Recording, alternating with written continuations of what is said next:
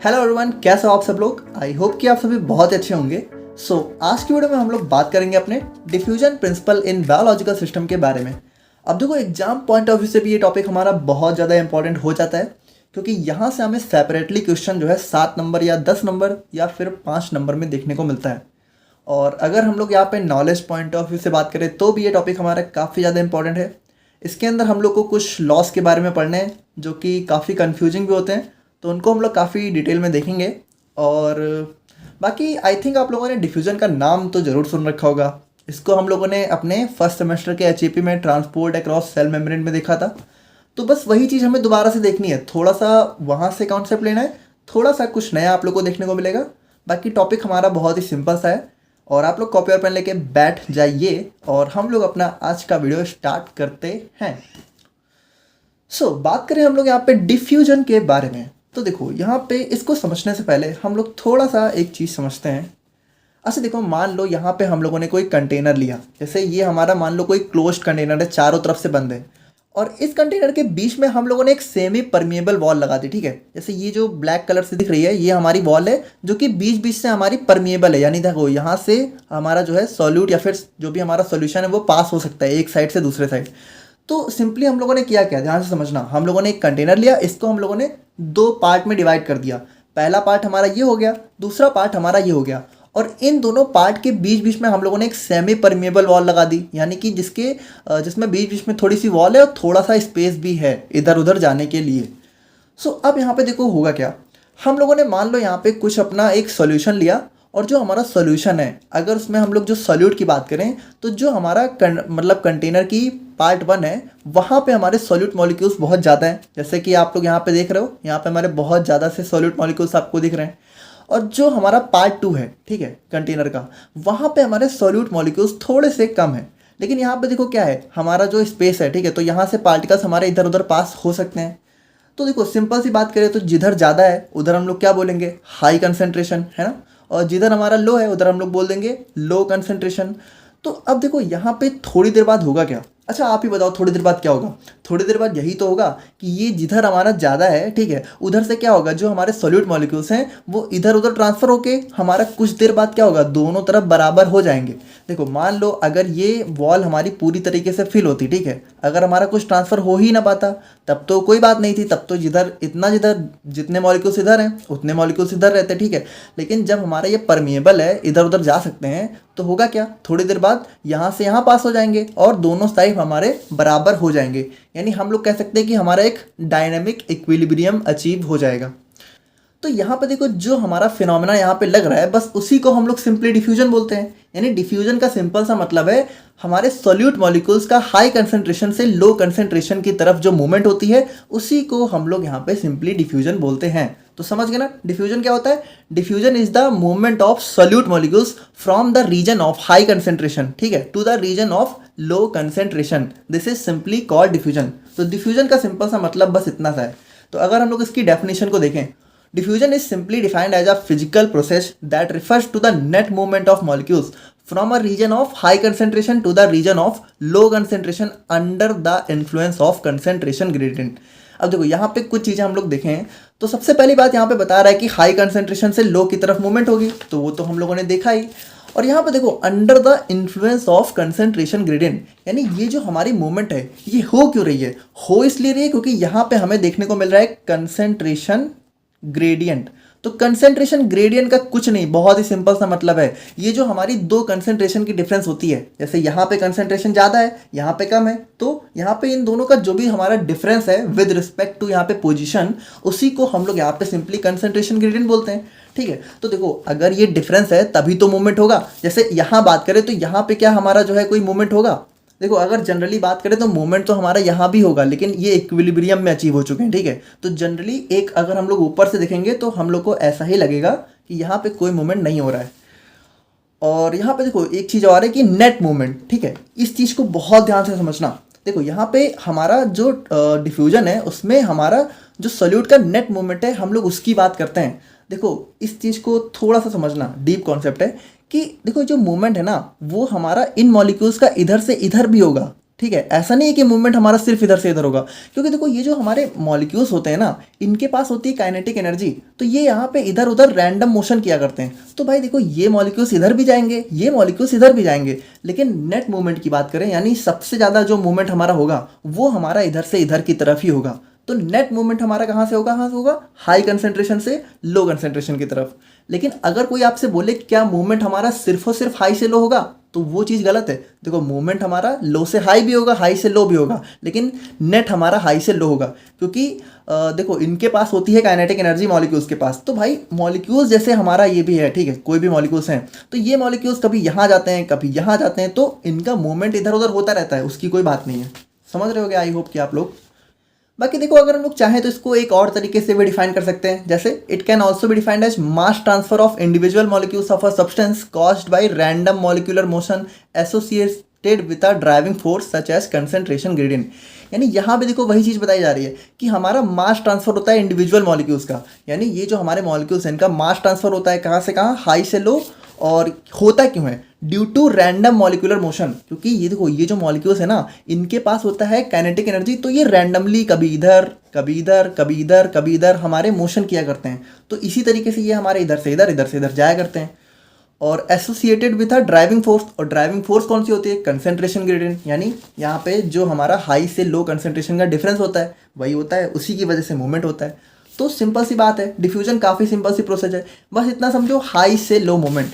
जैसे इसको बहुत ही अगर सिंपली समझना चाहो, देखो इसको ऐसे समझो कि ये हमारा मान लो हाई है, ठीक है, और यहाँ पे मान लो, जैसे मान लो हम लोगों ने कुछ ऐसा बॉल सा लिया और उसको एक हाई पोजीशन पे रख दिया, तो अब बताओ इस बॉल को अगर हम लोग छोड़ें तो क्या ये अपने आप नीचे नहीं आ जाएगा।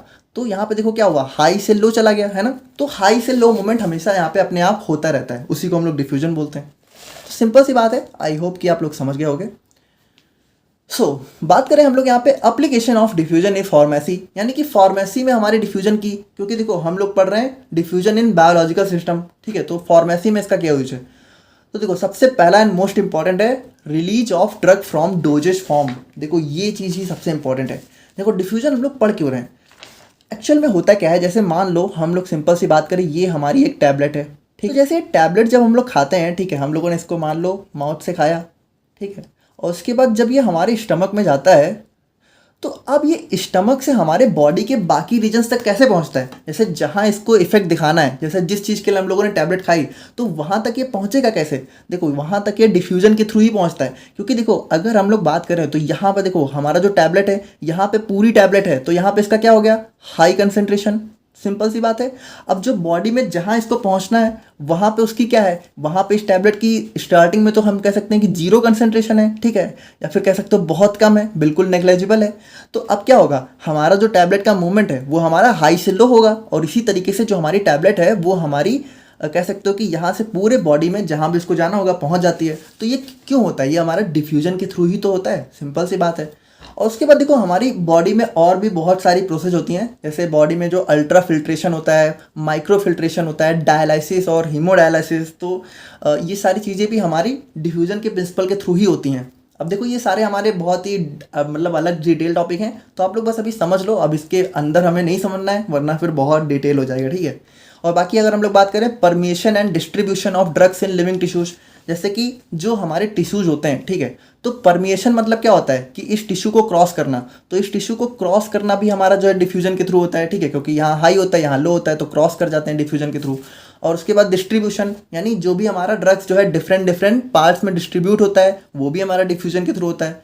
फिर estimation of molecular weight of polymers, तो इसको भी बस आप लोग ऐसे एप्लीकेशन के थ्रू याद कर लो, क्योंकि ये सारे टॉपिक हमारे कुछ अलग ही हैं, ठीक है। बाकी ये सारे एप्लीकेशन होते हैं, जैसे prediction of absorption and elimination of drug, तो इन सब में हमारे डिफ्यूजन का यूज होता है। बाकी अगर हम लोग बात करें अपने टाइप्स ऑफ डिफ्यूजन की, तो देखो डिफ्यूजन हमारे मेनली दो टाइप के होते हैं। पहला होता है हमारे यहाँ पे पैसिव डिफ्यूजन, और दूसरा होता है हमारे यहाँ पे फैसिलिटेटेड डिफ्यूजन। अब यहाँ पे ध्यान से समझना, देखो जैसे हमारी जो सेल होती है, ये हमारी सेल होती है ना, ठीक है, तो ये जो सेल की आउटर कवरिंग होती है, इसको हम लोग क्या बोलते हैं, इसको हम लोग सेल मेम्ब्रेन बोलते हैं, या फिर कह सकते हो प्लाज्मा मेम्ब्रेन बोलते हैं। अच्छा, ये जो सेल मेम्ब्रेन होती है, अगर मान लो इसको हम लोग जूम करके देखें, तो ये हमारी कुछ इस तरीके से दिखाई पड़ती है। हम लोगों ने देखा था, याद है आप लोग को, ये हमारी क्या होती है, ये ऊपर नीचे हमारे क्या है, ये हमारी है बाई लेयर ऑफ फॉस्फोलिपिड, ठीक है, यानी देखो एक ऊपर एक नीचे, तो दोनों हमारा क्या हो गया, बाई लेयर। और किसकी, ये जो हमारा आप लोग को दिख रहा है इसको हम लोग बोलते हैं फॉस्फोलिपिड, तो ये हमारी होती है बाई लेयर ऑफ फॉस्फोलिपिड। तो इसको जूम करने पे ये हमारी कुछ ऐसी दिखाई देती है। तो यहाँ पे देखो जो हमारा सेल मेम्ब्रेन होता है, तो जैसे हमारी सेल है, अब जैसे सेल को बहुत सारे काम करने हैं तो उसको यहाँ पे कुछ चीज़ों की ज़रूरत होती है जो हमारे सेल के पास नहीं भी होते हैं कभी कभी, और कुछ ऐसी भी चीज़ें होती हैं जो हमारे सेल को ज़रूरत नहीं होती तो सेल से बाहर निकालने होते हैं। तो जो हमारा सेल मेम्ब्रेन है, ठीक है, तो यहाँ पे सेल मेम्ब्रेन हमारी क्या होती है, ये हमारी होती है एक टाइप की सेमी परमिएबल मेम्ब्रेन। क्या होती है, सेमी परमिएबल। सेमी परमिएबल का सिंपल मतलब है कि ये जिसको चाहती है उसको अंदर ले लेती है, जिसको चाहती है उसको बाहर भेज देती है, ठीक है, और जिसको नहीं चाहती है उसको नहीं अंदर लेती है, यानी जो सब्सटेंस चाहेगी वही इसके अंदर आ सकते हैं, यानी ये अपने मन की मर्जी की मालिक होती है, ऐसे कह सकते हो। तो अब देखो यहाँ पे भी जैसे मान लो जो हमारी सेल है, ठीक है, अब इसको कोई चीज़ की ज़रूरत है, तो यहाँ पे मान लो कोई चीज़ है जो कि हमारा बहुत ही कह सकते हो स्मॉल स्मॉल साइज के हैं और सेल को उसकी ज़रूरत है, तो यहाँ पे सेल के बाहर उसकी हाई कंसेंट्रेशन है, ठीक है, सिंपल सी बात है, और सेल के अंदर मान लो उसकी लो कंसेंट्रेशन है। अब सेल को जरूरत है तो यहाँ पे क्या होगा, सिंपली हमारा डिफ्यूजन का प्रिंसिपल लगेगा और हमारा यहाँ से क्या होगा, हाई से लो मूवमेंट होगा, और जो मॉलिक्यूल्स हैं वो डायरेक्टली, ठीक है, बिना किसी भी हेल्प के वो हमारे सेल मेम्ब्रेन को क्रॉस कर जाएंगे, क्योंकि देखो ये बहुत ही छोटे छोटे हैं और सेल इनको अलाउ कर देती है, यानी इनके लिए हमारी सेल परमिएबल होती है। तो इस डिफ्यूजन को हम लोग बोलते हैं पैसिव डिफ्यूजन, यानी पैसिव डिफ्यूजन हमारे क्या है, बिल्कुल simple diffusion. It is the most important mechanism for transport of drugs through membrane. यानी देखो जो हमारी ऐसी ड्रग्स होती हैं जिनका पार्टिकल साइज यहाँ पे काफ़ी छोटा छोटा सा होता है, वो हमारी सेल के अंदर जो है इस डिफ्यूजन, पैसिव डिफ्यूजन के थ्रू सिंपली क्या होता है, जैसे ये जो ड्रग है, मान लो ये ड्रग हमारी आई, तो ड्रग हमारी सेल के बाहर है तो इसकी हाई कंसेंट्रेशन है, सेल के अंदर इसकी जीरो कंसेंट्रेशन है, तो यहाँ से क्या होगा, ड्रग हमारी सेल के अंदर आ जाएगी। लेकिन कब, अगर ये हमारी सेल परमिएबल है इसके लिए, तो ठीक है, अगर मॉलिक्यूल्स हमारे बहुत ही छोटे छोटे हैं। और उसके बाद in passive diffusion drug simply diffuse from the region of higher concentration to the region of low. वही चीज़ है कि हमारी ड्रग जो है हाई से लो डिफ्यूज हो जाती है। और उसके बाद हम लोग बात करें अपने सेकेंड टाइप की डिफ्यूजन की, तो ये होता है हमारा यहाँ पे फैसिलिटेटेड डिफ्यूजन। अब देखो इसमें क्या होता है, जैसे ये जो सेल मेम्ब्रेन आपको दिख रही है ना, इसके बीच बीच में हमारे कुछ प्रोटीन्स भी लगे होते हैं, ठीक है, इनको हम लोग यहाँ पे कह सकते हैं प्रोटीन चैनल्स होते हैं, या फिर कुछ प्रोटीन्स के मॉलिक्यूल्स हमारे सेल मेम्ब्रेन के बीच बीच में ऐसे फंसे होते हैं। तो मान लो, अब अगर मान लो जैसे छोटे छोटे जो मॉलिक्यूल्स हैं, छोटे छोटे जो पार्टिकल्स हैं, उनको तो हमारी सेल ने अलाउ कर दिया, लेकिन अगर मान लो यहाँ पे कोई बहुत बड़ा सा पार्टिकल है, ठीक है, ड्रग मान लो कोई बहुत अजीब सी ड्रग है, बड़ी सी है, और उसको सेल की ज़रूरत है, ठीक है, सेल के अंदर उसको जाना है, लेकिन अब ये डायरेक्टली हमारी सेल के अंदर नहीं जा सकती, यानी डायरेक्टली सेल इसका मूवमेंट अलाउ नहीं करेगा, लेकिन अब सेल को ज़रूरत है। तो यहाँ पे तब क्या होता है, हमारे होते हैं कुछ प्रोटीन चैनल्स। तो ये चैनल्स क्या करते हैं, ये चैनल्स हमारे ड्रग्स के जो बड़े बड़े मॉलिक्यूल्स होते हैं उनको सेल के एक्स्ट्रा सेलुलर पार्ट से इंट्रा सेलुलर पार्ट में ले जाने का काम करते हैं। और ये होता कैसे, देखो ये चैनल्स हमारे देखो कुछ इस टाइप के होते हैं, ठीक है, और इनमें क्या होता है, जैसे ये जो बड़ा सा ड्रग मॉलिक्यूल्स है वो इनके बीच में आता है, ठीक है, और इनके बीच से होता होता ऐसे करके हमारा जो है ड्रग जो हमारा सेल है उसके अंदर एंटर कर जाता है। तो ये हमारा सिंपली फैसिलिटेट, यानी कि इसमें क्या होता है कि हमारे डिफ्यूजन को कुछ फैसिलिटी देने की जरूरत पड़ती है, और फैसिलिटी देता कौन है, ये हमारा प्रोटीन देता है, सिंपल सी बात है। It is also known as carrier mediated transport. इसको हम लोग कैरियर मेडिएटेड क्यों बोलते हैं, क्योंकि यहाँ पे कुछ कैरियर की जरूरत पड़ती है, और कैरियर हमारा कौन होता है, हमारे प्रोटीन्स होते हैं। In facilitated diffusion, drugs molecules diffuse through cell membrane with the help of carrier proteins embedded within cell membrane. Embedded का मतलब होता है सेल मेम्ब्रेन के बीच बीच में हमारे फंसे रहते हैं, ठीक है। तो ये हो गया हमारे यहाँ पे डिफ्यूजन का सिंपल सा इंट्रोडक्शन और हमारे डिफ्यूजन के टाइप्स। अच्छा देखो कहीं कहीं आप लोग को जो है बुक्स में या फिर कहीं भी आप लोग देखोगे तो एक्टिव डिफ्यूजन भी देखने को मिलेगा, लेकिन देखो यार वो गलत बात है, क्योंकि एक्टिव डिफ्यूजन हमारा डिफ्यूजन का टाइप नहीं है बल्कि हमारे ट्रांसपोर्ट का टाइप है। हम लोगों ने देखा था ना हमारा एक्टिव और पैसिव ट्रांसपोर्ट, तो डिफ्यूजन हमारा एक टाइप का पैसिव ट्रांसपोर्ट का एक पार्ट है, लेकिन एक्टिव जो हमारा डिफ्यूजन है उसको हम लोग डिफ्यूजन नहीं बोलेंगे, वो हमारा एक एक्टिव ट्रांसपोर्ट हो जाता है। तो वहाँ पे डिफ्यूजन का प्रिंसिपल ही हट जाता है, ठीक है, तो उसको हम लोग डिफ्यूजन नहीं बोलते हैं। वहाँ पे हमारा कंसंट्रेशन मूवमेंट हमारा लो से हाई होने लगता है और उसके लिए हमें एनर्जी देनी पड़ती है, तो वो हमारा एक टाइप से डिफ्यूजन नहीं होता है, ठीक है, वो हमारा एक्टिव ट्रांसपोर्ट होता है। तो डिफ्यूजन में हमारे सिंपली दो ही टाइप होते हैं, पहला कौन सा होता है पैसिव, दूसरा फैसिलिटेटेड। तो अब हम लोग यहाँ पे बात करते हैं अपने लॉ ऑफ डिफ्यूजन के बारे में। और देखो यही हमारा सबसे इंपॉर्टेंट टॉपिक है, ठीक है, जो कि आप लोग को यहाँ पे नया देखने को मिलेगा, क्योंकि ये सारी बातें तो हम लोगों ने पहले भी करी हुई हैं, अगर आप लोग को याद होंगी तो, और नहीं याद है तो हम लोगों ने दोबारा से तो कर ही ली। ओके, तो अगर हम लोग यहाँ पे बात करें अपने लॉ ऑफ डिफ्यूजन की, तो इसको हमारा दिया था सर एडोल्फ फिक ने। कब दिया था? हमारे 1856 में। तो इन्होंने क्या था, he gives the simplest description of diffusion by Fick's laws developed by Adolf Fick in 19th century में डेवलप किया था, 1856 में, है ना। He gives two laws. अच्छा देखो, यहाँ पे इन्होंने डिफ्यूजन के दो लॉ दिए। पहला था हमारा फिक्स फर्स्ट लॉ, दूसरा था हमारा फिक्स सेकेंड लॉ। तो यहाँ पे दो लॉ देने की ज़रूरत क्या पड़ी और ये दोनों होते क्या हैं, तो इनको काफ़ी अच्छे से हम लोग देखेंगे। तो सबसे पहले हम लोग बात करते हैं अपने fix first law of diffusion के बारे में। तो देखो, सबसे पहले इसकी अगर हम लोग देखें कि डेफिनेशन क्या है, तो according to Fick's first law, ध्यान से देखना, the movement of particles from region of high concentration to low concentration is directly proportional to concentration gradient. देखो यहाँ पे बिल्कुल ध्यान से समझना, इन्होंने क्या बोला, इन्होंने बहुत ही सिंपल से, इन्होंने कोई नई चीज़ नहीं बताई, जो हमारा हो रहा था बस इन्होंने वही बताया है फिक्स के फर्स्ट लॉ में। जैसे मान लो ये हमारा कोई कंटेनर है, ठीक है, और यहाँ पे ये हमारी बिल्कुल सेमी परमिएबल मेम्ब्रेन है, और यहाँ पे मान लो हमारा जो सोल्यूट है उसके बहुत ही हाई कंसेंट्रेशन है, ठीक है, और यहाँ पे मान लो हमारी बहुत ही लो कंसेंट्रेशन है, ठीक है। तो इन्होंने क्या बोला कि ये जो हमारा मूवमेंट ऑफ पार्टिकल्स होता है, यानी ये जो पार्टिकल्स का मूवमेंट होगा, ठीक है, वो क्या होता है, जो कि हाई से लो, यानी कि हाई, यहाँ पे देखो ये हाई है, ये लो है, तो हाई से लो जो मूवमेंट होगा वो हमारा किसके प्रोपोर्शनल होता है, कंसेंट्रेशन ग्रेडियंट के। कंसेंट्रेशन ग्रेडियंट यानी कि सिंपल सी बात है, जितना इनके बीच में डिफरेंस होगा उतना ज़्यादा हमारा जो पार्टिकल्स का मूवमेंट है वो उतना ही ज़्यादा होगा। सिंपल सी बात है। देखो, डायरेक्टली प्रोपोर्शनल का मतलब क्या होता है कि जो जितना है वो उतना ज़्यादा होगा।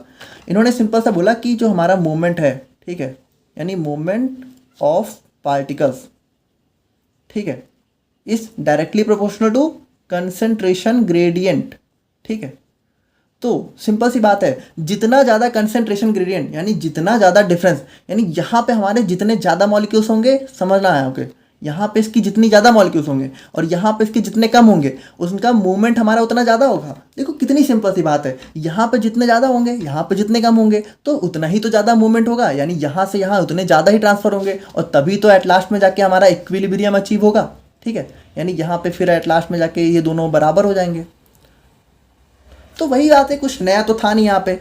बाकी यहाँ पे देखो, जो नई चीज़ है, नई चीज़ नहीं है, बाकी इन्होंने क्या बोला, जो मूवमेंट ऑफ पार्टिकल्स है, तो देखो जो हमारा मूवमेंट हो रहा है इसी को तो हम लोग यहाँ पे डिफ्यूजन बोलते हैं। तो इन्होंने इसको यहाँ पे डिफ्यूजन फ्लक्स नाम दे दिया, जो कि हम लोग यहाँ पे डिनोट करते हैं जे से। जे हमारा क्या हुआ, डिफ्यूजन फ्लक्स, ठीक है। और यहाँ पे जो कंसंट्रेशन ग्रेडियंट है, इसको इन्होंने डिफाइन किया dc/dx से। देखो dc का मतलब हो गया यहाँ पे चेंज इन कंसंट्रेशन, और dx का मतलब हो गया विद रिस्पेक्ट टू पोजीशन। यानी यहाँ पे देखो, जो हमारी चेंज इन कंसंट्रेशन है वो हमारी पोजीशन के साथ चेंज हो रही है ना, जैसे यहाँ पे ज़्यादा है और यहाँ जाते जाते कम हो रही है। तो इन्होंने बस देखो, कंसंट्रेशन ग्रेडियंट एक्चुअल में हमारा ये होता है, क्या होता है कंसंट्रेशन ग्रेडियंट, dc/dx। और देखो d हम लोग क्यों लगाते हैं, d हम लोग तब लगाते हैं जब हमें बहुत ही स्मॉल चेंज दिखाना होता है। अगर मान लो चेंज हमारा बहुत ही मेजर है तो हम लोग डेल्टा दिखाते हैं, और अगर हम लोग बहुत ही छोटे छोटे एरिया के लिए दिखाते हैं तो हम लोग उसको डिफ्रेंशिएशन से दिखाते हैं, तो हमारा डी हो जाता है। देखो अगर नहीं समझ में आ रहा तो इतना सिंपली समझ लो, ये लिखा हुआ है, क्या लिखा हुआ है, J is directly proportional to dc/dx। यानी कि देखो सिंपल सी बात है, जे हमारा हो गया मूवमेंट ऑफ पार्टिकल्स यानी डिफ्यूजन फ्लक्स, और dc/dx हो गया कंसंट्रेशन ग्रेडियंट। अच्छा यहाँ पे देखो, इन्होंने पहले तो प्रोपोर्शनल, और आपको पता है अगर हम लोग यहाँ पे प्रोपोर्शनल का साइन हटाना है तो हमें कोई कांस्टेंट लगाना होता है। तो यहाँ पे फाइनल फॉर्मूला हमारा बन जाता है J is equal to -d dc/dx, जहाँ पे हमारा d क्या होता है, d हमारा होता है डिफ्यूजन कांस्टेंट, या फिर कह सकते हो डिफ्यूजन कोफिशिएंट। और देखो माइनस साइन यहाँ पे क्यों लगा हुआ है, क्योंकि देखो जैसे जैसे हमारे हाई से लो मूवमेंट होता जाएगा वैसे वैसे यहाँ पे जो कंसंट्रेशन है वो डिक्रीज होना चालू हो जाएगी ना। जैसे स्टार्टिंग में देखो यहाँ पे बहुत ज़्यादा है, लेकिन एट लास्ट में क्या होगा, जब इक्विलिब्रियम अचीव होगा, ठीक है, तो यहाँ पे देखो मॉलिक्यूल्स हमारे कम हो जाएंगे ना। तो यहाँ पे ज़्यादा से कम हुआ, इसीलिए हम लोग यहाँ पे एक माइनस साइन लगाते हैं, यानी हम लोग दिखाते हैं कि कंसंट्रेशन जो हाई वाली है वो धीरे धीरे घट रही है। अच्छा एक चीज़ आप लोग को और बताएं, देखो बस समझने के लिए समझना, ठीक है, अगर मान लो नहीं समझ पा रहे तो कोई बात नहीं, बस ऐसे समझो। अच्छा देखो, ये जो इक्विलिब्रियम है ये भी हमारा स्पेशल होता है, ये हमारा डायनामिक इक्विलिब्रियम होता है। देखो इक्विलिब्रियम हमारे दो टाइप के होते हैं, एक होता है हमारा स्टैटिक, एक होता है हमारा डायनेमिक। तो डायनेमिक इक्विलिब्रियम में क्या होता है, डायनेमिक इक्विलिब्रियम में हमारी चीज़ें दोनों तरफ बराबर तो हो जाती हैं, लेकिन इसका मतलब ये नहीं है कि हमारा मूवमेंट ख़त्म हो जाता है। जैसे अगर हम लोग बात करें तो देखो ये जो मॉलिक्यूल्स हैं भाई, इनके पास है काइनेटिक एनर्जी, तो ये अभी भी मोशन चालू रखेंगे, यानी ये अभी भी इधर से इधर जाएंगे, ये अभी भी इधर से इधर जाएंगे, ठीक है। लेकिन अब क्या होगा, अब इनका इधर से इधर जाने का और इधर से इधर जाने का जो अमाउंट होगा, या फिर कह सकते हो जो कंसंट्रेशन होगी, वो बराबर होगी। यानी जितना इधर से इधर जाएगा उतना उधर से उधर जाएगा, यानी इसको हम लोग बोलते हैं डायनामिक इक्विलिब्रियम। यानी मोशन तो हो रहा है लेकिन दोनों बराबर में हो रहे हैं। डायनामिक मतलब क्या होता है, मोशन वाला इक्विलिब्रियम। देखो अगर समझे तो ठीक, नहीं समझे तो कोई बात नहीं, सिंपल सा समझो कि इक्विलिब्रियम हो जाता है। और उसके बाद यहाँ पे अगर हम लोग बात करें तो जो हमारा जे होता है वो होता है हमारे यहाँ पे डिफ्यूजन फ्लक्स, ठीक है। देखो ये जे हमारा क्या होता है, डिफ्यूजन फ्लक्स यानी मूवमेंट ऑफ पार्टिकल्स। और डी हमारा क्या होता है, ये डी होता है हमारा डिफ्यूजन कोफिशिएंट। और डीसी हमारा क्या होता है, चेंज इन कंसंट्रेशन। डीएक्स हमारा क्या होता है, चेंज इन पोजिशन। और डीसी अपॉन डीएक्स क्या होता है, कंसंट्रेशन ग्रेडियंट। क्लियर है, ठीक है। अच्छा यहाँ पे देखो एक चीज़ यहाँ पे आप लोग याद रखना, जे इज इक्वल टू यहाँ पे क्या लिखा हुआ है, minus D D C upon D x. अभी इसी को यूज करके हम लोग यहाँ पे सेकंड लॉ को ड्राइव करेंगे, ठीक है। तो ये आप लोगों ने याद रखना, देखो है ना। तो अब हम लोग यहाँ पे बढ़ते हैं अपने सेकंड लॉ ऑफ फ्लिक्स के बारे में, ठीक है, यानी fix second law of diffusion. तो देखो यहाँ पे एक्चुअल में अगर हम लोग बात करें तो फर्स्ट लॉ ने डिफ्यूजन को तो अच्छे से डिफाइन कर दिया। अब ये सेकंड लॉ की जरूरत क्या पड़ी, देखो फर्स्ट लॉ हमारा ना स्टेडी स्टेट के लिए डिफाइन किया गया। देखो एक होती है हमारी स्टेडी स्टेट। स्टेडी स्टेट हमारी ऐसी स्टेट होती है जो कि कह सकते हो टाइम के साथ चेंज नहीं होती है, यानी ये टाइम इंडिपेंडेंट होती है, टाइम पे डिपेंड नहीं करती है। लेकिन अगर मान लो जो हमारा डिफ्यूजन है वो किसी हमारी नॉन स्टेडी स्टेट में हो रहा है, नॉन स्टेडी स्टेट, यानी नॉन स्टेडी स्टेट का सिंपल सा मतलब होता है जहाँ पे हमारी जो स्टेट है वो टाइम डिपेंडेंट होती है, यानी टाइम के साथ हमारी कह सकते हो कि चीज़ें चेंज होती रहती हैं। तो ऐसे जगह के लिए हम लोग जो है डिफ्यूजन को इस फॉर्मूले से डिफाइन नहीं कर सकते, ठीक है। तब हमारा डिफ्यूजन थोड़ा सा चेंज हो जाता है, यानी ये जो जे है ना तब इसमें थोड़ा सा चेंज आना शुरू हो जाता है। तो इन्होंने वही चीज़ बताई, देखो Fick's first law applies to steady state systems where concentration keeps constant, यानी जहाँ पे हमारी कंसंट्रेशन टाइम के साथ चेंज नहीं होती है। But in many cases the concentration how ever changes with time, यहाँ पे कंसंट्रेशन हमारी टाइम के साथ चेंज होती रहती है। So in those cases diffusion kinetics is defined by से फिक्स सेकेंड लॉ, यानी वहाँ पे हम लोग डिफ्यूजन को फिक्स के सेकेंड लॉ से डिफाइन करते हैं। अब फिक्स का सेकेंड लॉ यहाँ पे कहता क्या है, Fick's second law states that change in concentration with time, यानी जो हमारा D C upon D T है in a particular region is proportional to the change in concentration gradient at that point. यानी इन्होंने बोला जो हमारा D C upon D T है, ठीक है, ये हमारे एक टाइप से डायरेक्टली प्रोपोर्शनल होता है चेंज इन कंसंट्रेशन ग्रेडियंट, किसके, चेंज इन कंसंट्रेशन ग्रेडियंट। अब देखो कंसंट्रेशन ग्रेडियंट को अभी हम लोगों ने देखा, कंसंट्रेशन ग्रेडियंट हमारा क्या होता है, D C upon D x.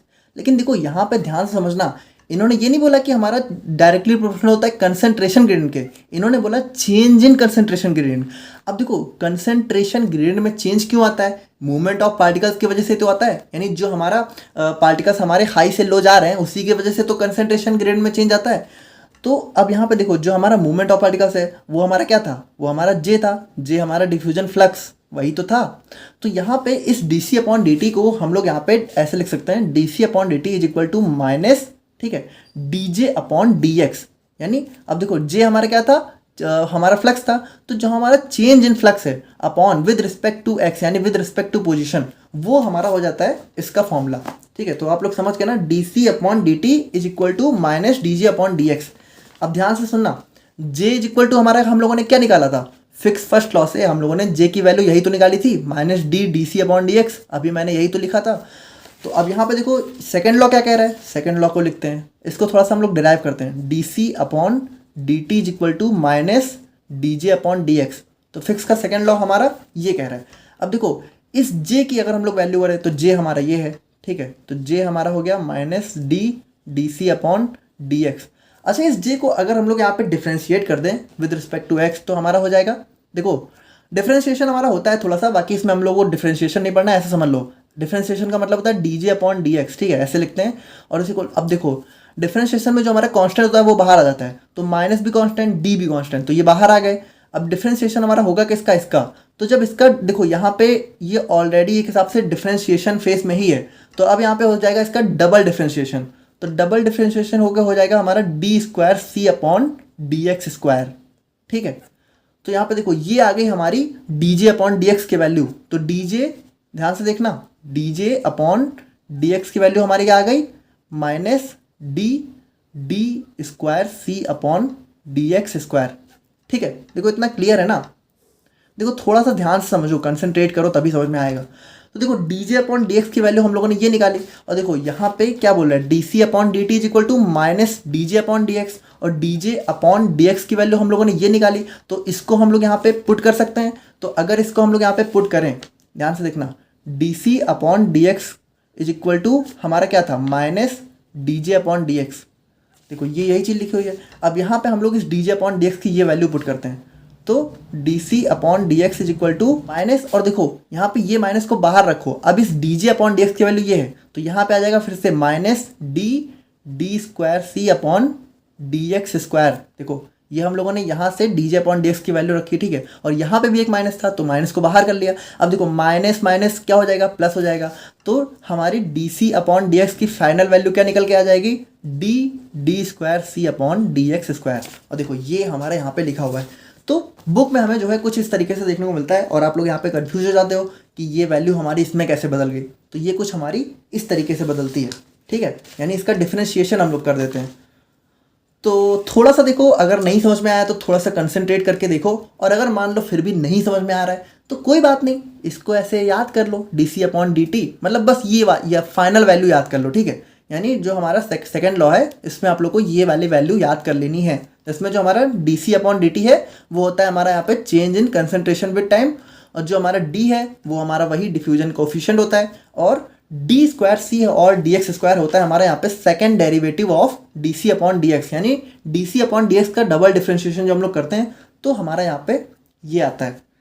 सो ये था हमारे यहाँ पे फिक्स का फर्स्ट एंड सेकंड लॉ। और अगर हम लोग बात करें अपने कुछ फैक्टर्स अफेक्टिंग डिफ्यूजन के बारे में, तो यहाँ पे देखो कंसंट्रेशन ग्रेडियंट, यानी जितना ज़्यादा कंसंट्रेशन ग्रेडियंट होगा उतना हमारा डिफ्यूजन होगा। और टेम्परेचर, अच्छा देखो टेम्परेचर कैसे अफेक्ट करता है, जैसे यहाँ पे मान लो ये है और यहाँ पे हाई है, ठीक है, और यहाँ पे लो है, तो अगर मान लो हम लोगों ने टेम्परेचर बढ़ा दिया तो मूवमेंट किसकी वजह से होता है, हमारी काइनेटिक एनर्जी की वजह से होता है, ठीक है। तो टेम्परेचर बढ़ाने पे क्या होता है, जो हमारे मॉलिक्यूल्स की काइनेटिक एनर्जी है वो बढ़ जाती है, यानी और काइनेटिक एनर्जी की वजह से मोशन होता है, तो इनका मोशन बढ़ जाएगा, तो इनका यहाँ पे क्या होगा, हमारा जो डिफ्यूजन है वो बढ़ जाएगा। और सरफेस एरिया, तो सरफेस एरिया यहाँ पे जितना ज़्यादा होगा हमारा डिफ्यूजन उतना ज़्यादा होगा, ठीक है, उतना ज़्यादा मॉलिक्यूल्स पास कर पाएंगे। और परमिएबिलिटी ऑफ मेम्ब्रेन, देखो ये बहुत इंपॉर्टेंट है। जैसे यहाँ पे जो हमारी मेम्ब्रेन बीच में लगी होती है, तो ये जितना ज़्यादा इनको अलाउ करेगी इधर से इधर जाने को उतना ज़्यादा डिफ्यूजन होगा। अगर मान लो ये इनको अलाउ ही नहीं करेगी तो डिफ्यूजन कम होगा। तो ये जितनी ज़्यादा परमिएबल का मतलब है जितना ज़्यादा इनको इधर से इधर जाने देगी, क्रॉस करने देगी, उतना ज़्यादा हमारा डिफ्यूजन होगा। तो ये था हमारे यहाँ पे डिफ्यूजन का सिंपल सा कॉन्सेप्ट। आई होप कि आप लोग यहाँ पे समझ गए होंगे। देखो टफ कुछ नहीं है, मे बी आप लोग को टफ लगे, मे बी अगर मान लो अभी भी टफ लग रहा है बाय द वे, तो बस इतना याद कर लेना। बाकी देखो हम आपको सारी अंदर की बातें बता रहे हैं, वरना मेरा क्या है, देखो हम भी तो आपको बता सकते हैं ना कि यार देखो ये होता है फिक्स का सेकंड लॉ, ये होता है उसकी यहाँ पे फॉर्मूला होता है, फॉर्मूला याद कर लो। बट मैंने आपको बताया कि फॉर्मूला आ कहाँ से रहा है, तो देखो बताना मेरा फर्ज था। बाकी अगर मान लो बाय द वे नहीं समझ में आ रहा है तो याद करना आपका फर्ज है, याद कर लेना, ठीक है। तो कैसा लगा आप लोग को वीडियो, कमेंट करके ज़रूर बताना, क्योंकि मुझे भी काफ़ी रिसर्च करनी पड़ रही है आजकल वीडियोस के लिए, ठीक है। तो यार आप लोग कमेंट किया करो, I really need your comments and बताना आप लोग को कैसा लग रहा है। एंड मिलते हैं नेक्स्ट वीडियो में। Thank you so much.